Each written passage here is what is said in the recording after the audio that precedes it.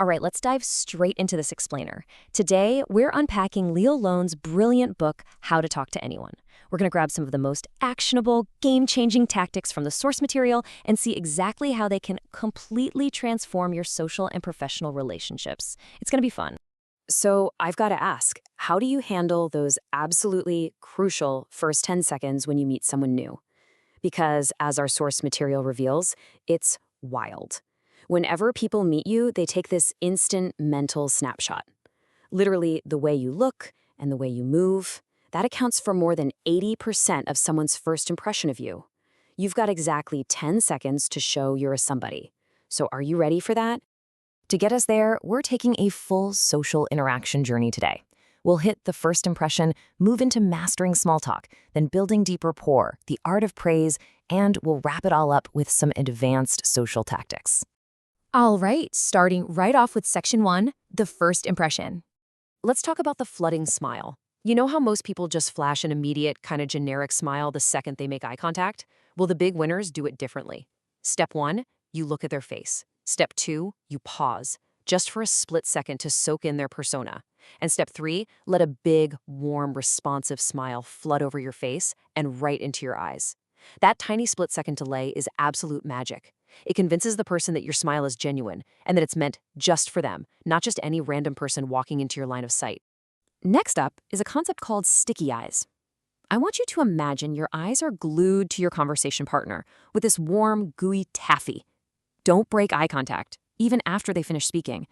And when you finally have to look away, do it ever so slowly.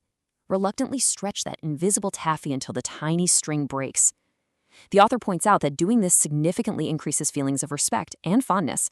It literally makes you seem more intelligent and insightful to everyone you meet. Which leads us to a really fun nonverbal move, the big baby pivot. Think about how you react when a tiny, precious baby crawls up to you. You give them a massive, warm smile, a total body turn, and your absolute undivided attention, right? Well, apply this to everyone you meet. Pivoting 100% toward a new acquaintance absolutely shouts that you think they are very, very special. It directly rewards their inner infant, so to speak, and instantly wins their heart. Moving right along to section 2, mastering small talk. The absolutely crucial point here is avoiding what the book calls the naked answer. When someone asks where you're from or what you do, novices, or what the book playfully calls little cats, give these boring one-word naked facts like New York or I'm an engineer.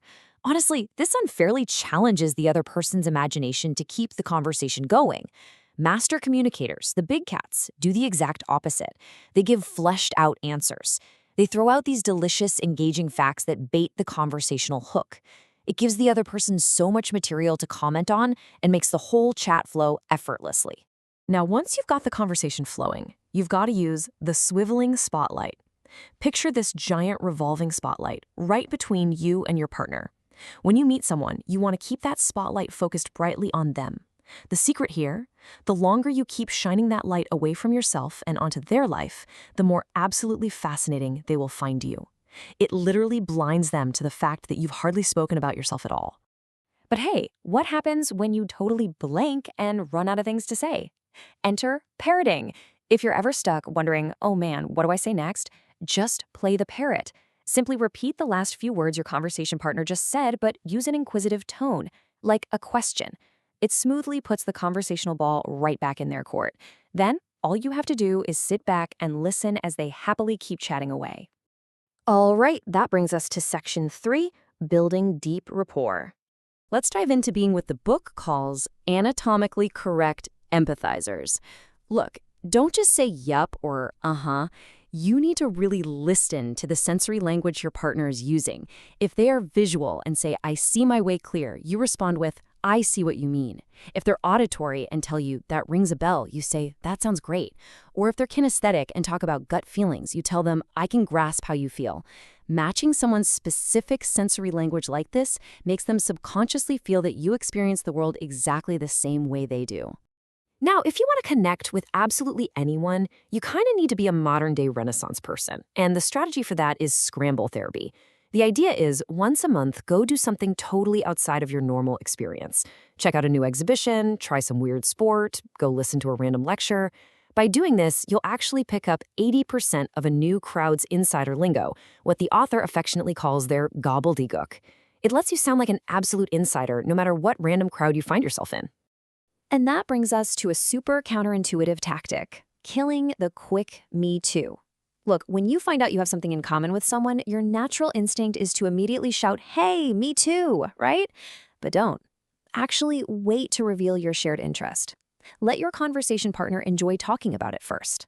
When you finally drop the reveal later on, you emerge as this confident big cat, rather than a lonely stray who sounds anxious and hungry for a super quick connection. Next up, Section 4, the art of praise. Okay, I love this one. It's a concept called carrier pigeon kudos. Instead of just complimenting someone directly to their face, which, let's be honest, can sometimes feel a bit like you have an ulterior motive, become a carrier pigeon of good news. If you overhear a compliment about someone, immediately fly over to them and deliver the good news. Passing along third-party praise totally prevents you from looking like a brown-noser, but it still completely makes their day. Seriously, they will love you for bringing them the kudos. You might be wondering, why are we focusing so hard on making people feel good? Well, listen to this powerful quote from the source material. 85% of one's success in life is directly due to communication skills. Let that sink in. Mastering these advanced praise techniques isn't just about being polite. It is absolutely vital to your overall trajectory and success in life. The way you make people feel, that is the ultimate currency. Now, for the people closest to you, there is no tool more powerful than the tombstone game. It sounds a little morbid, but stick with me. Step 1, casually ask your loved ones what they would want engraved on their tombstone. Step 2, literally chisel those exact words into your memory. Then Step 3, wait a few weeks and casually feed those exact words back to them as a sincere compliment. You will absolutely take their breath away by feeding their deepest self-image right back to them. It shows them you recognize and love them for who they truly are. And finally, Section 5, Advanced Social Tactics. This starts the very moment you arrive at an event. You need to rubberneck the room. You know when VIPs make an entrance, they stop dramatically right in the doorway? Well, they aren't doing it to show off. They're doing it to strategically analyze the room, literally like a SWAT team. They're diagnosing the faces, checking the lighting, reading the buzz of the crowd, and identifying exactly who they want to connect with before they make a single move into the party. Once you're actually inside, you've got to make a choice between munching or mingling. Those little cats we talked about, they walk around holding plates of food and drinks, which effectively places a physical brick wall between themselves and everybody else. Big winners, though, they prioritize mingling. They want to be belly to belly with their constituents. So the advice here is super simple. Eat before you arrive. That way you keep your hands completely free for open, magnetic, come-hither body language. And to make sure you stay right at the top of that social ladder, you absolutely must avoid these rapid-fire glass ceiling bloopers. First, never tease at someone else's expense just for a cheap laugh. Second, never bring up tough, dirty business at the dining table. Dinners are for dining and positive brainstorming. Third, never ignore it when someone's story gets interrupted. Always ask them to finish it. And most importantly, never gape at another person's human frailty, gaffes, or spills. Just overlook their bloopers, and I promise you, they will love you for it. Now, what's genuinely amazing here is that the tactics we've covered today are just a handful of the 92 total tricks presented in Lael Lone's work. Seriously, 92 distinct, powerful techniques designed to massively upgrade your communication bag of tricks. It covers everything from reading the room to mastering the telephone. It's the whole shebang. So, as we wrap up this explainer, I want to leave you with one final provocative challenge. Which of these tactics are you going to test out in your very next 10-second encounter? Are you going to try the flooding smile? Maybe the big baby pivot?